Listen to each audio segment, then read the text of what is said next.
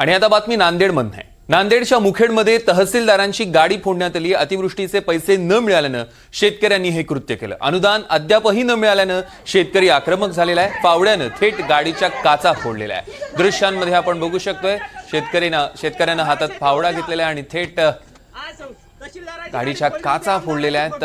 अद्यापही अनुदान मिळालेलं नाहीये, त्यामुळे शेतकरी चांगलेच आक्रमक झालेले। अतिवृष्टीचे पैसे न मिळाल्याने शेतकऱ्याचं हे कृत्य। नांदेडच्या मुखेडमधली ही दृश्य तहसीलदारांची गाडी फोडलेली आहे। दरम्यान आपण दृश्यांमध्ये बघू शकतोय नांदेडमधली दृश्य, नांदेडच्या मुखेड येथील दृश्य। अद्यापही अनुदान न मिळाल्याने शेतकरी हवालदिल झालेला आहे आणि आता तो आक्रमक सुद्धा झाल्याचं आपल्याला बघायला मिळतोय, कारण फावड्याने थेट गाडीच्या काचा फोडलेल्या आहेत। तर तहसीलदारांची गाडी शेतकऱ्यानं फोडलेली आहे। योगेश लाटकर आपले प्रतिनिधी आपल्या सोबत नांदेडहून जोडले गेले, त्यांच्याकडून अधिकचे अपडेट्स आपण घेणार आहोत। योगेश, नेमकं काय घडलं? सौरभ, आपल्याला माहित आहे की नांदेड जिल्ह्यातील 16 पैकी 16 तालुक्यात अतिवृष्टी झाली होती आणि त्यानंतर राज्यातील अनेक जिल्ह्यांसाठी राज्य शासनाने 32,000 कोटी रुपयांचं विशेष पॅकेज जाहीर केलं। दिवाळीपूर्वी ही मदत देणार असं शासनाने जाहीर केलं।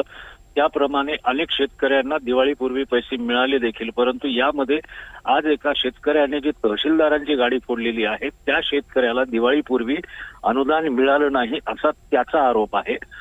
या संदर्भात अधिक माहिती अजून घेतली जात आहे, परंतु सुमारे 94 कोटी रुपये जे आहेत ते शेतकऱ्यांची केवायसी झाली नाही म्हणून अडकून पडले आहेत असा खुलासा जिल्हा प्रशासनानं केलेला आहे।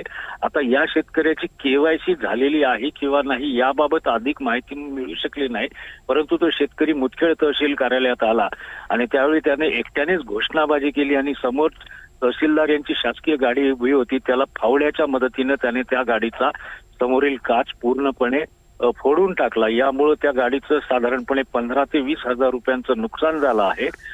आता मुदखेड पोलीस त्यानंतर घटनास्थळी पोहोचले आणि ते पुढे काय कारवाई या व्यक्तीवरती करतात हे पाहणं महत्वाचं असणार आहे। सौरभ, निश्चितच या संदर्भातले अधिकचे अपडेट्स आम्ही योगेश तुमच्याकडनं घेऊ। तुर्तास धन्यवाद।